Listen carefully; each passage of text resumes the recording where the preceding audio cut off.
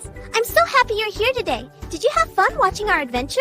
If you liked it, don't forget to hit that big thumbs up. And guess what? You can join our magic family by clicking.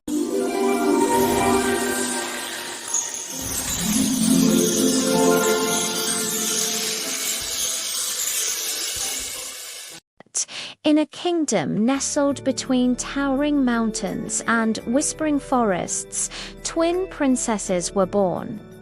One was Princess Teresa, whose laughter and chatter filled the palace halls like a melody. The other was Princess Hannah, who was born into a world of silence. She never spoke a word, but her eyes held the wisdom of ages.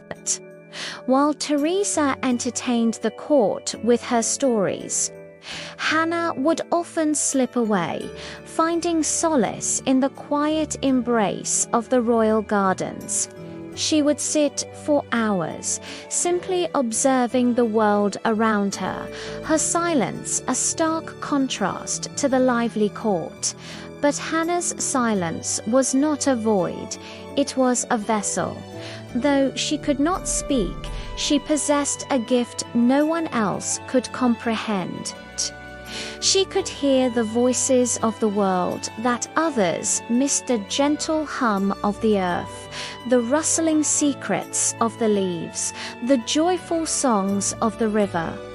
When she placed her hand on the rough bark of an ancient oak, she could feel its lifeblood pulsing, listening to stories of seasons past. The birds would sing their secrets to her, and the wind would carry whispers from distant lands. For Hannah, the world was a symphony of voices, and she was its most attentive listener. Her silence was her strength, allowing her to connect with the very soul of nature. One crisp autumn morning, as Hannah walked through the forest she loved so dearly, a dissonant note disrupted the familiar harmony. It was a low, mournful sigh that seemed to rise from the very soil beneath her feet. A tremor of pain that sent a shiver through the trees. The forest, usually so vibrant and alive, felt unsettled. The shadows seemed to stretch longer than they should, and the sunlight flickered uneasily through the canopy. A sense of unease settled over her as she followed the faint, desperate whisper deeper into the woods, her heart pounding with a mix of fear and determination. Something was terribly wrong. Her journey led her to a hidden clearing she had never seen before. At its center stood a colossal tree, its bark shimmering with an ethereal golden light, and its roots weaving a glowing tapestry across the forest floor. This was the Rootkeeper, the ancient heart of the forest. Drawn by an unseen force, Hannah reached out and gently touched its luminous bark. In that instant, a warm light bloomed in her palm, solidifying into a beautifully crafted lantern. As she held it, visions flooded her mind, not of the forest, but of her own kingdom. The Rootkeeper was showing her the darkness hidden within the palace walls, the festering sins of pride, greed, and fear that were poisoning her home from the inside out. The light from the lantern swirled, and 3 magical leaves materialized, hovering above her open palm. One was a fiery crimson, another a deep, tranquil blue, and the third a vibrant, sunny yellow. Each leaf pulsed with its own unique energy, flickering as if alive. The Rootkeeper's message was clear, resonating not in her ears but in her very soul. These leaves were keys, instruments of truth. Each one was attuned to a specific sin plaguing the kingdom. It was now her mission, her destiny, to take this lantern and these leaves back to the palace, to shine a light on the hidden corruption and restore balance to her world. Returning to the palace, Hannah felt the weight of her task. She entered the Grand Council chamber, where the king's most trusted advisors were gathered. Among them was Sir Lancelot, the captain of the guard, a man known for his booming voice and tales of his own bravery. As he spoke, boasting of victories and belittling his fellow knights, the lantern in Hannah's hand began to flicker. The red leaf, the leaf of pride, pulsed with a fiery light and pointed directly at him. Hannah raised the lantern high. Its beam cut through the dim chamber, and in its light, Sir Lancelot's grand stories crumbled, revealing a web of lies and exaggerated deeds designed to elevate himself. Exposed and shamed, his pride was broken, and the first shadow over the kingdom receded.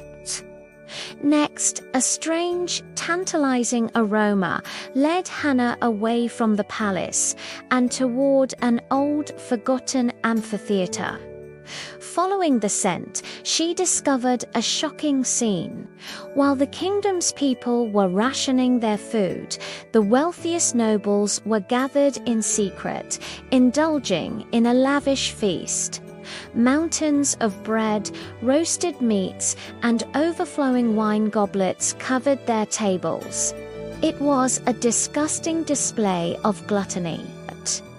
As Hannah watched, the green leaf in her hand began to glow with an intense emerald light. She stepped into the center of the amphitheater and held the lantern aloft. The magical light washed over the scene, and suddenly the feast turned to dust and ash in the nobles' mouths. The second sin, greed, was exposed for all to see, and the stolen food was soon returned to the people. Hannah returned to the council chamber one last time, where a heavy, oppressive silence hung in the air. The king's advisors sat with downcast eyes, their faces etched with worry. They knew of the kingdom's problems, the dwindling supplies, the people's unhappiness, but they were too afraid to voice their concerns, too fearful of disagreeing with the king or each other. As Hannah stood before them, the yellow leaf, the leaf of fear, began to tremble and glow. She didn't need to expose a single person. Her own quiet courage was the light. Seeing this silent girl who had faced down pride and greed without a single word inspired them. One by one, the advisors found their voices, speaking the truth with honesty and conviction. The final sin, fear, was conquered not by magic, but by a simple act of bravery. With the three sins revealed and cleansed, a newfound peace settled over the kingdom. Hannah stood before the Rootkeeper once more, its light glowing warmly behind her, like a proud guardian. The kingdom had been saved, not by loud decrees or sharp swords, but by the quiet strength of a girl who chose to listen. She had shown everyone that true power isn't always found in speaking. It is found in listening to the unheard, in understanding the unspoken, and in having the courage to act on the truth you find. Her silence had spoken volumes, bringing a harmony to the land that words never could. Hannah never sought the throne or the crown. Her true calling was to be a guardian, a quiet guide for her people. She passed the lantern to her sister, Princess Teresa, teaching her that a true ruler must not only speak for her people, but also listen to them. Together, the two princesses ruled with a unique balance. Teresa's voice gave the kingdom its song, while Hannah's silence gave it its soul. They proved to everyone that when voice and silence work in harmony, they create a strength, a wisdom, and a peace that can last for generations. Their legacy became a story whispered on the wind, a testament to the two princesses who brought true harmony to their kingdom.